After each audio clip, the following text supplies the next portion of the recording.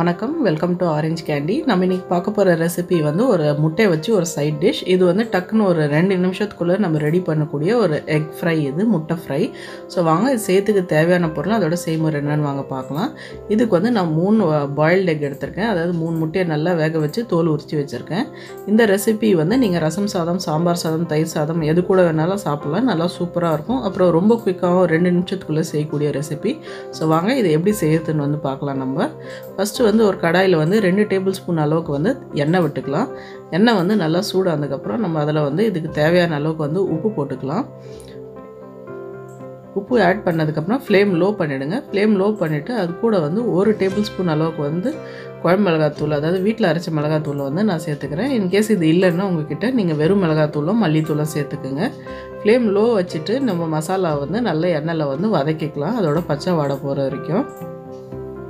இப்போ மசாலாலாம் நல்லா வந்து எண்ணெயில் வந்து நம்ம அதோட பச்சை வாடை போகிற வரைக்கும் வதக்கியாச்சு.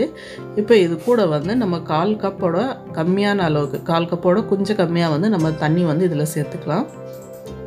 சேர்த்துட்டு இது வந்து நல்லா மிக்ஸ் பண்ணி நம்ம மசாலா வந்து நல்லா அந்த தண்ணியில் வந்து கரைச்சி விட்டுக்கலாம். நம்ம நல்லா ஸ்மூத்தாக கட்டிலாம் இல்லாமல் நல்லா கரைச்சி விட்டுருங்க.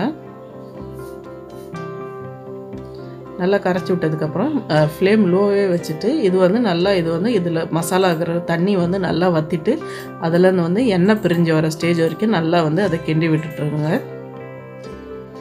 இப்போ பாருங்கள், நம்ம மசாலாவும் கொஞ்சம் வந்து கலர் மாறிடுச்சு. இந்த ஸ்டேஜில் வந்து நம்ம வேக வச்ச முட்டையை இதில் ஆட் பண்ணிக்கலாம்.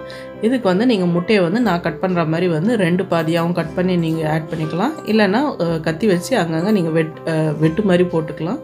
இல்லைன்னா ஃபோர்க் வச்சு குத்தி கூட அங்கங்கே குத்திட்டு நீங்கள் வந்து அப்படியே முழு முட்டையும் கூட இந்த ரெசிபிக்கு யூஸ் பண்ணிக்கலாம். ஸோ அது வந்து உங்களோட விருப்பம், உங்களுக்கு எப்படி வேணுமோ, முழுசாக வேணுமா இல்லைனா இந்த மாதிரி பாதியாக கட் பண்ணி வேணுமா, எப்படி போட்டாலும் இது வந்து டேஸ்ட் வந்து நல்லாயிருக்கும். ஸோ இப்போ வந்து நம்ம நல்லா எண்ணெய் பிரிஞ்சு வந்துச்சு மசாலாவில். இப்போ வந்து நம்ம கட் பண்ணி வச்சுருக்க முட்டையை வந்து இதில் சேர்த்துடலாம். சேர்த்துட்டு இது வந்து நல்லா மசாலாவில் போட்டு பெரட்டி எடுத்துடலாம். இது வந்து எல்லா பக்கமாக வந்து நல்லா ஈவனாக கோட் ஆகணும். நல்லா 1 நிமிஷத்துக்கு வந்து நம்ம மசாலாவில் போட்டு நல்லா வந்து கொஞ்சம் மசாலாவோட ஃப்ளேவர்லாம் அதில் இறங்குற வரைக்கும் நம்ம பெரட்டி விட்டுக்கலாம். பாருங்க, சூப்பராக நம்ம மசாலாலேருந்து நல்லா எண்ணெய் கசிஞ்சு வர ஆரம்பிச்சிருச்சு. பார்க்குறதுக்கே அருமையாக இருக்குது. வாசனையும் வந்து நல்லா சூப்பராக இருக்குது. சூப்பரான ரெசிபி. நல்லா ஜஸ்ட் ஒரு 2 மினிட்ஸ்க்குள்ளே ரெடி ஆகிற ரெசிபி.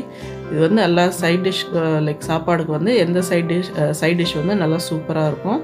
ஒரு 2 மினிட்ஸ்க்குள்ளே செய்யக்கூடியது. இது ஒரு பேச்சுலர்ஸ் ரெசிபின்னு கூட நீங்கள் சொல்லலாம். அவ்வளோ ஈஸியான ரெசிபி. கண்டிப்பாக இந்த ரெசிபி ட்ரை பண்ணி பாருங்கள், உங்களுக்கும் பிடிக்கும்னு நினைக்கிறேன். நீங்கள் இந்த மசாலாவில் கூட வெறும் சாதம் போட்டு கலந்து சாப்பிட்டிங்கன்னா கூட டேஸ்ட் வந்து அருமையாக இருக்கும்.